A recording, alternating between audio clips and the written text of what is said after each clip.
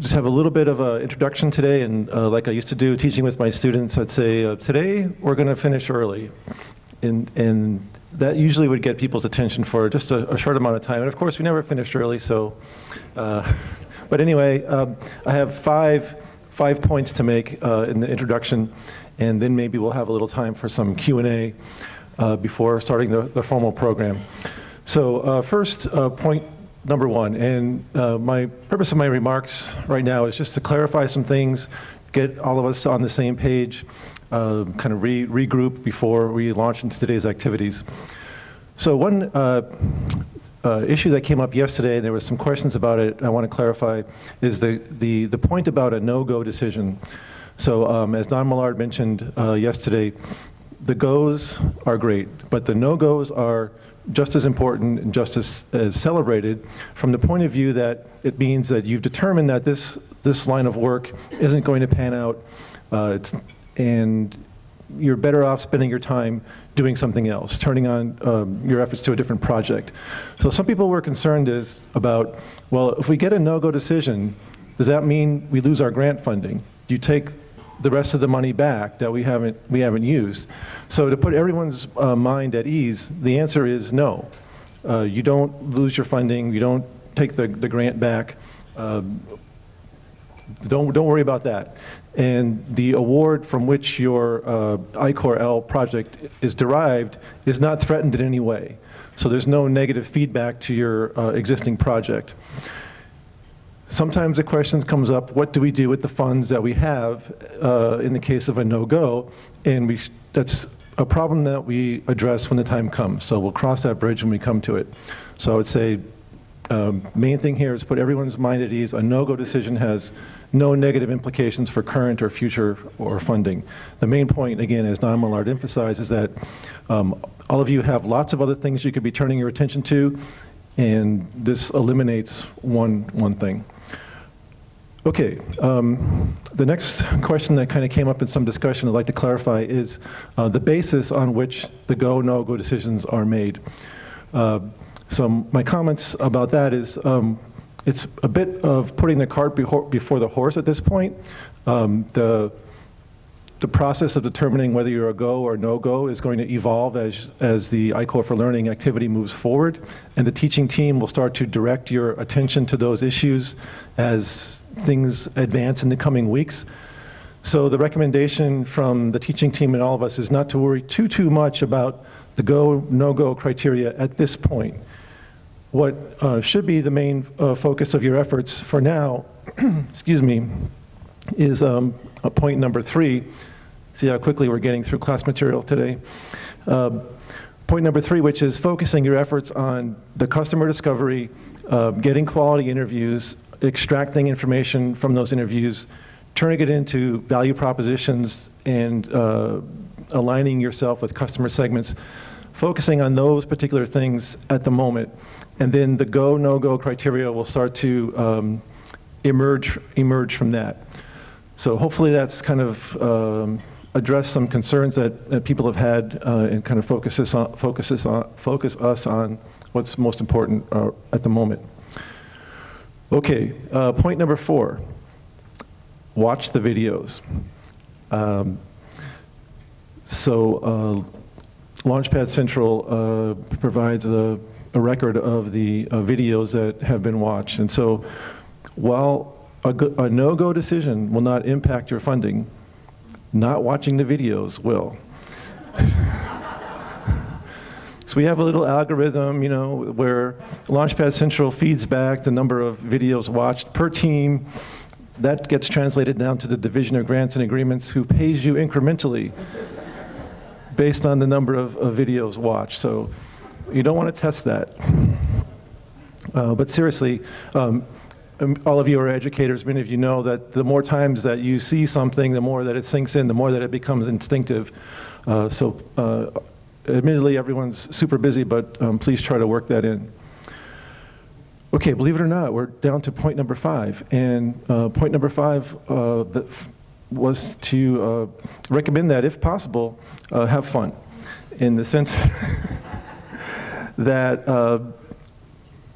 Washington, D.C. has a lot to offer, and no one's going to cause problems for you if you happen to swing through the National Mall on your way back from customer discovery and take in an exhibit or two at the National Gallery or something like that. Now's the time. So before I formally quit, I'll see if Carl has any comments he'd like to make. Thanks, John. Good morning, everyone. Just a couple comments from Lindsay. And one is about the continuing the interviews. Apparently there have been questions about, well, how many? And you know, if you just do the math, 100 interviews over 8 weeks, that's the average number you need to do per week. And also the quality, the insights that you're gaining from the interviews is the most important part. It's what are you learning and how is it informing your decisions about your value proposition, your customer segments, and the rest of the business model canvas. And so apparently there was a little confusion over, well, how many? Well, we're here, as many as you can. As was highlighted yesterday, maybe more in the mentor session, that while you're together, you know, doing interviews, this is a unique opportunity to do interviews together. Whereas when you all leave, especially those of you who aren't co-located, and even those of you who are, getting 3 or 4 people together is hard. So there will be a division of labor, we know that. But if you can do some, you know, listening together, I think it'll help improve the quality and consistency of your interviews. Another thing that I noticed that I don't remember if you mentioned about the value proposition canvas. Oh, right, sorry. That's okay. Some of you did it, some of you didn't. I know it's a little bit deeper dive into those 2 cells. So take a look at what others learned from using it and decide. I'm going to at least ask you to try it and see if it helps you refine your, for a value proposition and a customer segment, helps you develop a better understanding of kind of the richness of it. Yeah. There's a link in the syllabus. It's on, and Russ, you'll be saying quite a bit more about this today, right? Yeah, it's strategizer.com. There's a template. Yeah. I looked at all the presentations this morning, and about 3/4 in the section I'm in did it. And it looked like there were some really terrific insights that came from it. But again, it's a tool. The intention is that it will be helpful. So I at least want you to try it. If you're not finding it helpful, well, you know, move back to just the business model canvas. You opened up the conversation about the go, no go. So last time, as we were trying to help teams make that really challenging decision, this was 6 months ago, our approach was go big. So this is just kind of a heads up. We're still talking about this in the teaching team, exactly what we will provide for guidelines. But this is my sense of the direction it will likely go. Go big, which means within the next few months to a year, you have got a viable model for sustainable scalability. And the other, of course, is go back to the drawing board. You know, give up on this idea, try something else. That's the clear cut. But there might be some room for middle ground, and that is you're seeing promise, you just haven't identified really strong fit between value propositions, customer segments, and within a limited time frame, you'll continue to do discovery. That's kind of a third possibility. So that's the shape of the conversation. That isn't the sort of the guidelines. They'll emerge within the next day or so as the teaching team grapples with it. So I think John asked if there are any questions, and I'm happy, and the rest of the teaching team if there are questions. So we have time for a brief Q&A if there are some questions. Great.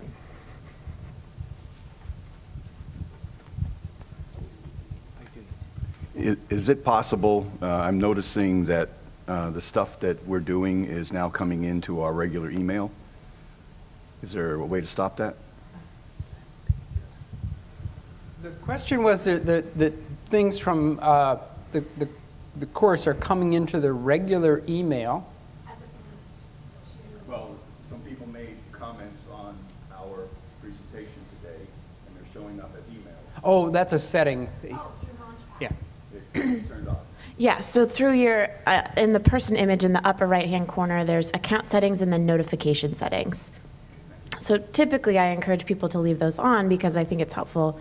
But if you're checking LaunchPad every day and you don't want that additional email, you can uncheck it. Other questions of general concern? Great.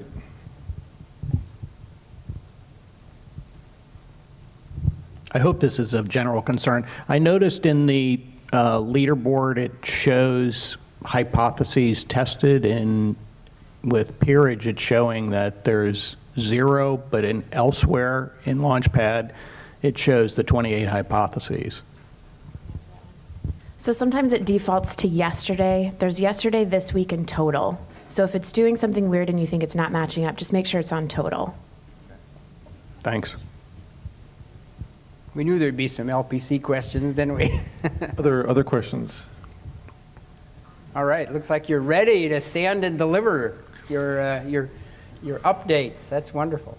Okay, so we have 12 minutes, 46 seconds for you to watch videos, look at the value proposition canvas, and we'll begin promptly at 9, correct? Okay. Okay, so we, as you have seen, are mixing it up a bit today. You'll stay in the same groups of teams, but we're switching the rooms. So if you were in this room yesterday, you will now be in Jefferson 3, which is past the elevators and the bathrooms. Go out this way and then over. And then if you were in Jefferson 3 today, you're going to be in here, and you'll be with the same teaching team members as before. So we are staying in 2 groups for today, and each team will now have 10 minutes. So loosely, that's about 6 minutes per presentation, 4 minutes for teaching team comments, but as you saw yesterday, or vice versa, it's more of a fluid process. So we'll get started. Let's see, folks can have like a 10-minute break, and we'll get started just before 9. In here, right? Just before 9? Okay. Yes, the 2 groups. Great. Yeah. All right, thanks everyone.